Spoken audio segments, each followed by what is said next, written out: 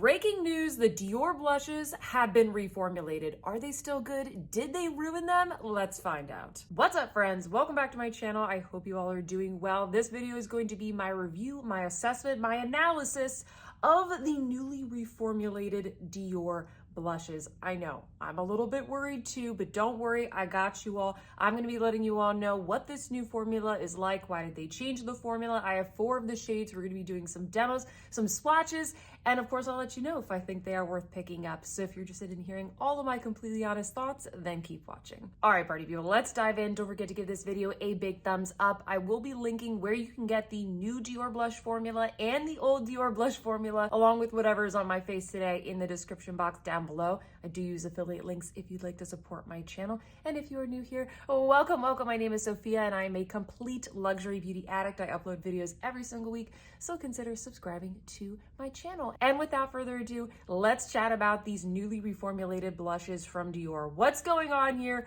Why do we have new blushes? Where did these come from? If you haven't noticed over the past couple of months, there's really only a couple shades of the Dior blushes. They have been less and less available, less and less in stock, and that is because Dior is reformulating all of its products because it wants to be a clean beauty brand. They've done this with their eyeshadows recently. I recently did a review of the newly reformulated eyeshadow palettes, which I will link down below. I had a lot of thoughts about those. They've also done their foundations, their lip maximizers, a lot of different products in the line. Dior, if you like it or not, they want to be a clean beauty brand. They see it as a huge business opportunity. Some of you all are happy about it, some of you are not. But regardless, friends, I'm here to give you all the details and just be honest about clean beauty or not. What do I think of this formula? Now, on the Dior website, this is described as Dior Rouge Blush, ultra pigmented powder blush and long wear. We'll talk about that a little bit later. This is formulated with 90% natural origin ingredients. These are $45, which actually is the same price as the old blushes, but I did check the details on the compact. You are getting 1 gram less product. So these new blushes are 6 grams and the old blushes were 7 grams. What is nice about these though is that we are getting 22 fantastic shades. There's a really big shade range. Dior has been doing this with a lot of their products. So I do really enjoy the options, and they are available in a couple of different finishes, and those are satin, matte, holographic, shiny, and natural. I have 2 of the matte shades and 2 of the shimmer shades to show you guys today. They didn't have the other finishes available when these first launched on the site, so comment down below if you want me to review those finishes as well. And on the Dior website, it says the blushes formula is composed with 90% natural origin ingredients and infused with floral skincare ingredients. It maintains skin hydration and ensures comfort all day long. Its soft, lightweight texture is particularly silky and offers a second skin feel. So it does say in that description, friends, that these are infused with floral skincare ingredients. I do think that's a little bit of a marketing term. I took a look at the ingredients. I didn't find anything particularly impressive. I mean, these do have vitamin E, which the old ones also had as well. The biggest thing that they did is they took out the talc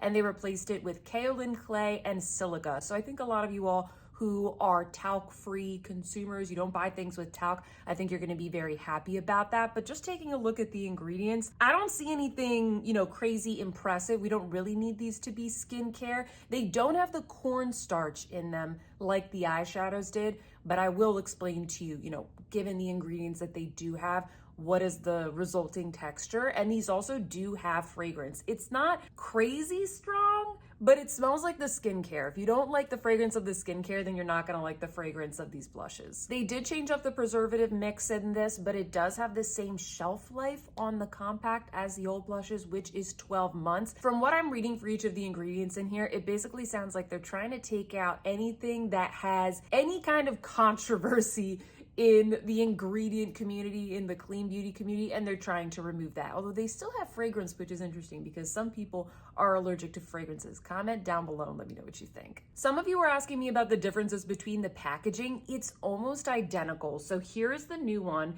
and here's the old one. So the new one, the compact is a little bit bigger, but you get less product. Remember, 1 gram less product. And the way that you open it is a little bit different. So they actually made these new blushes look more like the old eyeshadow compacts, if that makes sense. So you have a larger push button here, whereas here it's a lot smaller. Doesn't really bother me. For me, it's like basically the same. I'm not really sure why they didn't update the logo here. It could be that maybe these were just a bunch of leftover eyeshadow quint components and they're like, you know what, let's just use those. We're already producing them.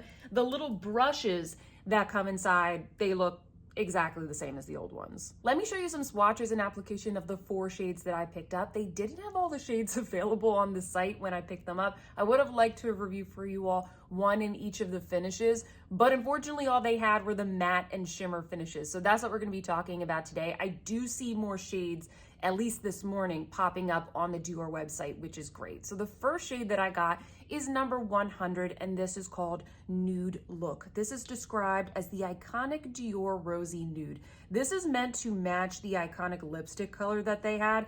According to my research, I'm pretty sure that this shade is new. And you know what? It's a really nice shade. I'm not sure I have anything quite this natural in my collection. I'll have to look around and see if I have anything that's like this nude. It's a really good go-to basic color. This actually reminds me a lot of one of those new shades from the Giorgio Armani Beauty Luminous Silk Blushes. I think it's the lightest shade. I can't remember what the name is, friends, but this reminds me a lot of that one based off the photos that I've seen.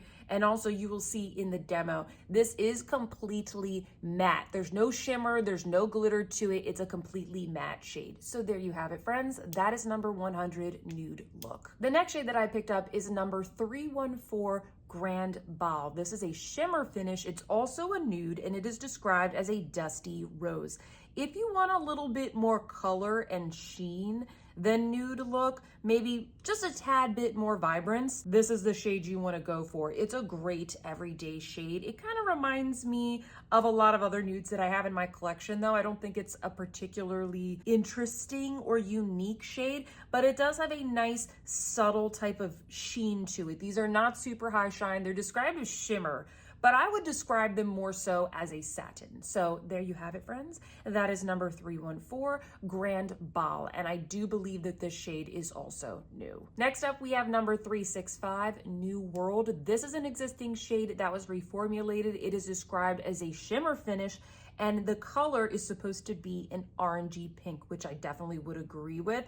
I could have sworn, based off just the photos that I've seen of the old formulation, I don't have the old one, I could have sworn that that one was a little bit more glittery. It had more sparkle to it. But just like I said with Grand Bal, this has no glitter, no sparkle. It's definitely more of a satin formulation. And I do see these ones going on a little bit more smoothly than the matte ones. And once again, there you have it, friends. This is New World. And the last shade, which is the one I'm wearing on my cheeks today, this is number 475, Rose Caprice. This is described as a luminous soft pink. It is also in the matte formula, so there's no shimmer, no glitter, nothing. Apparently, this is an existing shade, but it has not been available in a very long time. They produced it at some point, so a lot of you said that you remembered this shade, but you haven't been able to get your hands on it. Well, it's back. It's a very beautiful, soft, petal, maybe borderline bubblegum pink. I'm going to show you some comparisons in my final thoughts. And yeah, this is the beautiful Rose Caprice. And then finally, friends, here are all of the shades swatched in the order that I applied them. We have Nude Look, we have Grand Bal, we have New World, and we have Rose Caprice. All right, friends, moment of truth, time for my final thoughts. What do I think of the new Dior blush formula? I'll be totally straight up with you. It's not as good. It's not as good as the old formula. I'm sorry, I know, I'm bummed. It's not horrible. It's not a horrible blush formula. These aren't bad, but it's just not as good. It's not as worth the price. I feel like this formula, even though it doesn't have the cornstarch, it has the kaolin clay and all the other stuff, it's similar to the eyeshadows in the sense that it feels chalkier, it feels dustier, it's not as effortless. When I use my luxury makeup, I want those products to basically blend themselves, and I just don't really get that from these. So I don't want to totally deter people from picking these up. I love the beautiful shade range. I love all the finishes that they offered, but I just don't think that the formula is really hitting it like the old blushes did. I do think that these shimmers are a little bit better than the mattes. So for example, I feel like Grand Bal, it blends out a little bit more easily than Nude Look. So if you're going in between these two nudes, I would definitely recommend Grand Bal. I'm gonna rewind back to a clip of me applying Nude Look, and you'll see here, I start off with a very soft squirrel hair brush, which in theory should easily be able to blend a luxury blush, something that's very effortless to apply. But you can see here, I kind of struggle in the beginning. It ends up patchy on my face and it doesn't blend out super easily. Then when I switch to more of like a more substantial buffer brush, I don't have as much problem applying these. So I do recommend using a more substantial, fuller blush brush. I'm gonna link the ones that I used in the description box down below because I feel like those worked really well. These kind of remind me a little bit of the new Armani Beauty Luminous Silk blushes, where I didn't think that they were bad, but I just didn't think that they were as good as some of the other ones that were in my collection. They felt a tad bit dry and they weren't as effortless to blend out. I don't have a ton of blushes in the old formula, I will be honest, but I do have one of the most popular shades, which is called Charnel. They didn't have available on the Dior website in the new formula when I purchased these blushes. So I know we're not comparing this completely apples to apples, but I do think that Grand Bal is almost identical in color and tone. And I want to show you guys an example here. This is what the product looks like on my finger when I just dip my finger and kind of swirl it around in the pan. On the left side, you have the old formula. On the right side, you have the new formula. Notice how that right finger, it has a lot more pickup on it. It's not super smooth. It's a little bit chunkier, and that's what you have to then go and blend onto your face. So hopefully that kind of demonstrates what I'm talking about here. And then furthermore, here are each of those shades swatched. You have the old formula on the top and the new formula on the bottom. Notice how the old formula, with one or two swipes, it perfectly applies to my hand. It has a really nice soft and satin feel, whereas the new formula, it's more transparent, it's a little chalkier and drier looking, which is really not what I want for my blush. It says in the description that these are gonna help retain the hydration. I don't really know about that, friends, because they put kaolin clay in there, which is a pretty popular ingredient in those sorts of oil absorbing clay masks, and I'm not really getting a creamy hydrated feel from these, I have to be honest. It also says in the description that these are ultra pigmented. I don't think that they're not pigmented. I'm fine with the pigmentation, but I don't think that these are super pigmented, as you can see by the comparison swatch. You get a lot more pigment and sort of an effortless feel from that old formula. Furthermore, similar to the eyeshadows, which had just a more finely milled, chalkier, slightly drier formula, I'm starting to already get hard pan on one of my blushes here, which is Nude Look. I'll show you guys a close-up because I think it's hard to see here. I see it building up, and that's what happens when you use these sort of drier formulas. They are a little bit more susceptible to hard pans. That's something that I want to mention as well that I thought was very similar to the eyeshadow reformulation. I knew I was going to get a lot of questions about Rose Caprice because these shades are very trendy right now. Also, I think a lot of people are wondering,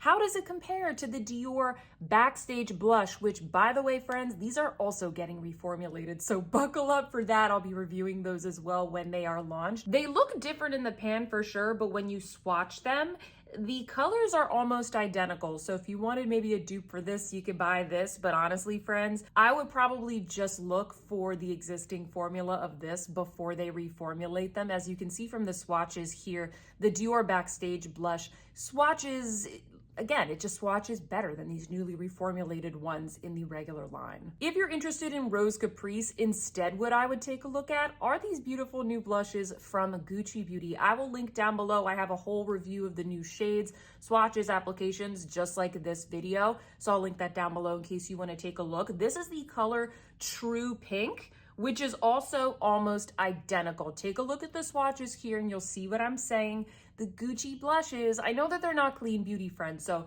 take that out of the question here. I'm just talking about the formula and what I think is good and what I think is not as good. The Gucci one, it's just better. It's just a better formulation and the color is very similar. Also, the packaging is way better. So take a look at these Gucci blushes. There's another shade in the new Gucci blushes, which is called Soft Red, which I have right here, which is very similar to New World. So These shades, I know that they're very tempting, they're beautiful, but trust me, friends, you can find them from other brands. I like the Gucci blushes, I really like Pat McGrath, I really like NARS. You can look around and you can find them. Comment down below and let me know if you want me to do a new blush roundup video and which brands, which blushes you want me to include. So that's all I got for you, friends. I hope that those comparisons and the description and the demo, I hope that they were helpful. I don't want to say that these are bad. It's just, these are expensive, and a lot of you all, you're just looking for me to tell you, is this something different that is kind of above everything else where you need to run out and spend your money? If you are curious about this formula, pick up one, and I would recommend picking one up in the shimmer finish. I don't know if I would trust the holographic ones or the shiny ones.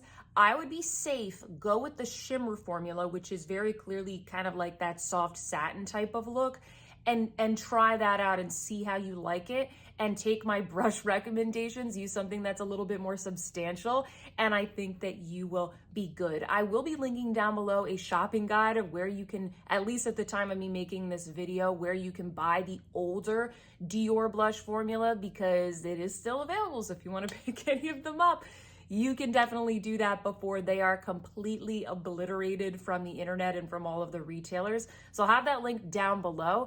And yeah, that's all I got for you, friends. If you like this video, if you found it helpful, please do not forget to give me a big thumbs up. Consider shopping through my links if you'd like to support my channel. If you would like more content like this, make sure you are subscribed and follow me on Instagram, because that's where I let you all know when these products drop and sneak peeks and all that kind of good stuff. And with that, friends, I hope that you see some beauty in your day, and I will see you in my next one. Goodbye.